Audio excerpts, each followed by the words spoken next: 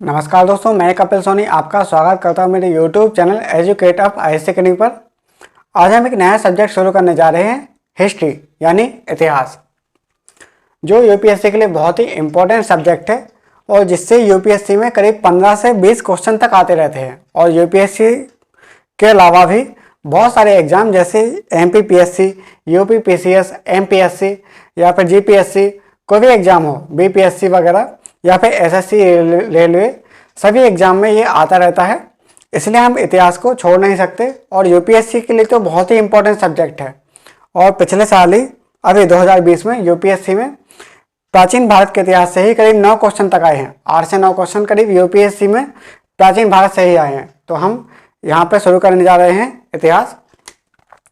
तो इतिहास को आपने बहुत सारे टीचर से पढ़ा होगा, बहुत सारे टीचर देखे होंगे, यूट्यूब पर भी बहुत सारी वीडियो हैं, लेकिन मेरे पढ़ाने का तरीका बिल्कुल अलग है। मैं इस अप्रोच को लेकर चलता हूँ कि हमारे एग्जाम में, यूपीएससी एग्जाम में या कोई भी सिविल सर्विस एग्जाम में हमारे टॉपिक से कोई भी क्वेश्चन बाहर ना निकले, कोई भी क्वेश्चन बाहर ना निकले। हम इस अप्रोच को लेकर चलेंगे और किसी भी टीचर को जांचने का या चेक करने का सबसे अच्छा तरीका होता है कि आप प्रीवियस ईयर क्वेश्चन को सॉल्व करिए। प्रीवियस ईयर क्वेश्चन को सॉल्व करिए, इससे आपको पता चलेगा कि वो टीचर हमको किस लेवल तक पढ़ा रहा है, किस लेवल तक हमको पढ़ना है और कहाँ तक वो टीचर पढ़ा रहा है, उसका लेवल क्या है, तभी हमको टीचर को सही तरह से आंक पाएंगे। तो आइए हम शुरू करते हैं इतिहास। तो इतिहास को जब हम शुरू करते हैं तो इतिहास को हम पहले 4 पार्ट में डिवाइड करते हैं। इतिहास को हम 4 पार्ट में डिवाइड करते हैं। पहले प्राचीन भारत का इतिहास, प्राचीन भारत का इतिहास। फिर दूसरे नंबर पे है मध्यकालीन भारत का इतिहास, भारत का इतिहास, प्राचीन भारत, मध्यकालीन भारत। फिर हम देखते हैं आधुनिक भारत का इतिहास, आधुनिक भारत का इतिहास, आधुनिक भारत का इतिहास। फिर हम देखते हैं स्वतंत्रता के बाद भारत, स्वतंत्रता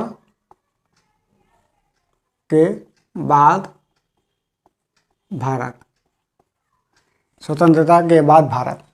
तो हम इतिहास को 4 पार्ट में डिवाइड कर लेंगे। पहले तो क्या है, केवल 3 पार्ट ही पढ़ते थे, प्राचीन भारत का इतिहास, मध्यकालीन भारत का इतिहास, आधुनिक भारत का इतिहास। और अभी कुछ सालों से यूपीएससी में इससे भी बहुत सारे क्वेश्चन आने लगे हैं कि स्वतंत्रता के बाद भारत, इससे भी बहुत सारे क्वेश्चन आ रहे हैं, इसलिए हम इसको भी पढ़ेंगे। तो जैसे ही हम प्राचीन भारत का इतिहास यहाँ से शुरू करेंगे। और प्लीज़ आप इस वीडियो को ज़्यादा से ज़्यादा लाइक, शेयर और सब्सक्राइब करिए ताकि वीडियो सभी तक पहुँच जाए जो किसी भी सिविल सर्विस के एग्जाम की तैयारी कर रहे हो, यूपीएससी या कोई भी एग्जाम हो उसकी तैयारी कर रहे हो, ताकि वीडियो सभी तक पहुँच जाए। तो जैसे हम प्राचीन भारत का इतिहास देखते हैं तो इसको हम निम्न टॉपिक पढ़ेंगे। कौन कौन से टॉपिक पढ़ेंगे? जैसे पाषाण काल, पाषाण काल हम इसमें चर्चा करेंगे। पाषाण काल के पहले हम क्या पढ़ेंगे? पाषाण काल। फिर हम देखेंगे ताम्र पाषाण काल, ताम्र पाषाण काल, पाषाण काल। फिर देखें हम ताम्र पाषाण काल। फिर हम देखते हैं यहाँ पर सिंधु घाटी सभ्यता, सिंधु घाटी सभ्यता। फिर हम देखेंगे यहाँ पर चौथे में वैदिक संस्कृति, वैदिक संस्कृति, वैदिक संस्कृति। वैदिक संस्कृति के बाद फिर हम देखेंगे महाजनपद काल, महाजनपद काल। फिर हम देखेंगे बौद्ध धर्म और जैन धर्म, बौद्ध धर्म और जैन धर्म। बौद्ध धर्म, जैन धर्म। फिर हम देखेंगे यहाँ पर 7वें नंबर पे मौर्य काल। मौर्य काल। फिर हम देखेंगे यहाँ पर मौर्योत्तर काल। मौर्योत्तर काल, मौर्य काल, मौर्योत्तर काल। फिर हम देखेंगे यहाँ पर गुप्त काल।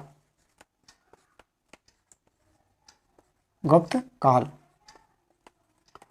गुप्त काल के बाद फिर हम 10वें नंबर पर देखेंगे यहाँ पर गुप्तोत्तर काल।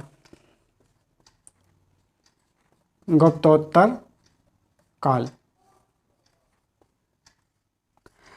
हम 10वें नंबर पर देखेंगे गुप्तोत्तर काल, जो क्या है, सामंतवादी काल है, जो मुख्यतः सामंतवादी काल है। सामंतवादी काल है।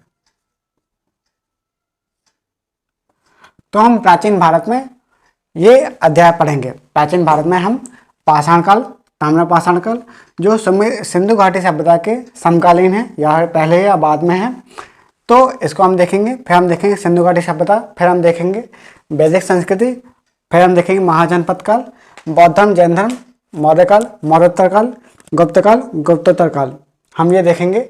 और अगर देखा जाए तो हमारे इम्पोर्टेंट टॉपिक यहाँ से शुरू हो जाते हैं। हमारे जो इम्पोर्टेंट टॉपिक हैं वो यहाँ से शुरू हो जाते हैं, सिंधु घाटी सभ्यता से, जिससे यूपीएससी में क्वेश्चन आते रहते हैं।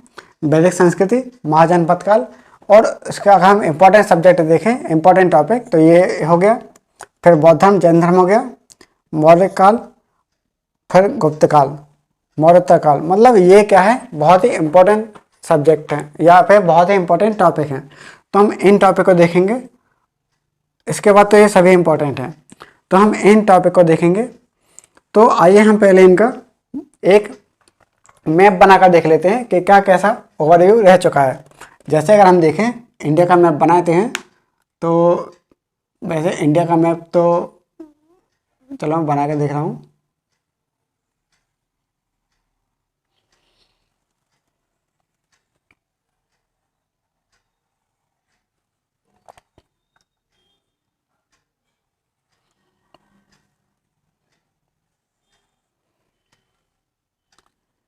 इंडिया के मैप में हम देखते हैं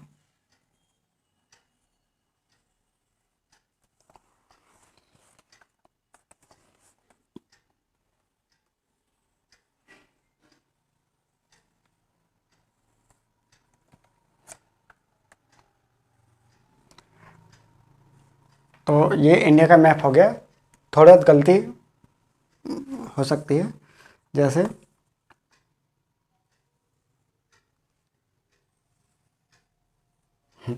ये इंडिया का मैप हो गया। तो जैसे हम देखते हैं पाषाण काल, पाषाण काल अगर हम देखते हैं तो पाषाण काल मुख्यतः हिमालयन क्षेत्र है, हिमालयन क्षेत्र वहाँ पर विकसित हुआ। जो पाषाण काल है मुख्यतः हिमालयन क्षेत्र पर विकसित हुआ। हिमालयी क्षेत्र व प्रायद्वीपीय क्षेत्र, प्रायद्वीपीय क्षेत्र, प्रायद्वीपीय क्षेत्र में जैसे यहाँ पर विकसित हुआ था। और जैसे अगर हम देखते हैं सिंधु घाटी सभ्यता, तो सिंधु घाटी सभ्यता मुख्यतः मैदानी क्षेत्रों में विकसित हुई थी। जो सिंधु घाटी सभ्यता है मुख्यतः मैदानी क्षेत्रों में विकसित हुई थी।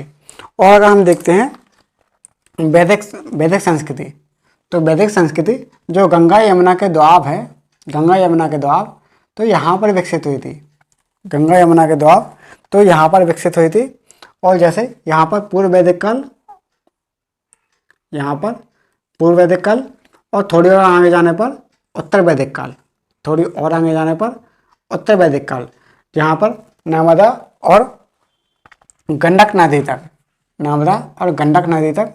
और फिर अगर हम देखें तो जैसे आता है महाजनपद काल, तो महाजनपद काल इसमें क्या है, 16 महाजनपद थी, 16 महाजनपद, 16 महाजनपद। अगर हम बौद्ध धर्म और जैन धर्म अगर हम देखें तो यहाँ पर बौद्ध धर्म और जैन धर्म, तो यहाँ पर ये विकसित हुआ था। और जैसे अगर हम देखें तो गुप्त काल, जैसे अगर हम देखें तो मौर्य काल में, पूरे भारत को, अखंड भारत को एक करने का प्रयास किया गया।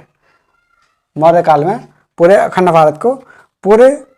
भारत को एक करने का प्रयास किया गया। और मौर्योत्तर काल में हम देखें तो मौर्योत्तर काल में पश्चिम से आक्रमण हुए थे। मौर्योत्तर काल में जो पश्चिम से आक्रमण हुए थे, जैसे यवन हो गए, ठीक है, पहलव हो गए, कुषाण हो गए। तो यवन, कुषाण, पहलव, इनके आक्रमण हुए थे कहाँ पर? मौर्योत्तर काल में। यवन, कुषाण, पहलव, तो इनके क्या है? आक्रमण हुए थे। पहलवों के आक्रमण हुए थे। तो हम ये देखते हैं। और गुप्त काल में भी पूरे भारत को एक करने का प्रयास किया गया। कहाँ पर? पाटलिपुत्र में। गुप्त काल में पूरे भारत को एक करने का प्रयास किया गया। और जैसे हम देखते हैं गुप्तोत्तर काल, तो गुप्तोत्तर काल यानी सामंतवादी काल में ये भारत टुकड़ों में बट गया। जो गुप्तोत्तर काल है उसमें भारत विभिन्न टुकड़ों में बट गया। जो भारत है, जैसे यहाँ पर गुप्त काल में पूरे भारत को एक करने का प्रयास किया गया और गुप्तोत्तर काल में पूरे भारत को टुकड़ों में बांट दिया गया। तो हम यहाँ पर देखते हैं प्राचीन भारत के इतिहास में गुप्तोत्तर काल में तो विभिन्न टुकड़ों में बांट दिया गया। अब हम देखते हैं तो पृथ्वी की उत्पत्ति। जैसे आज हम केवल परिचय देखेंगे